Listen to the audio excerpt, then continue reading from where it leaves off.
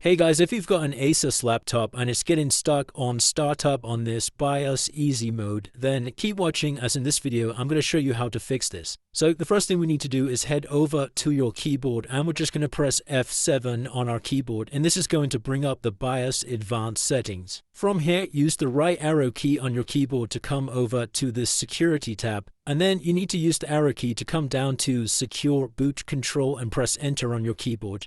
And we just need to make sure this option is set to disabled. Then we can come back over to the top, and this time we're going to come inside of the boot tab, head down to fast boot, and also make sure this option is disabled. There could also be an option inside of here called CSM support. If you do have this option, then also you'll need to make sure this is disabled. For me, on my particular ASUS model, I don't have this option. Then finally, you'll need to come down to a boot option and just make sure this is set to Windows Boot Manager. And lastly, we can head back over to the navigation and we're going to select Save and Exit. Then you just need to come down and press Enter on Save Changes and Exit. And finally, we can just press OK to save all of our changes and to restart our computer. And it's as simple as that, guys. That's how you fix the issue where your ASUS laptop is stuck on easy mode. If you did find this video helpful, then please consider dropping a like and subscribing. Until next time.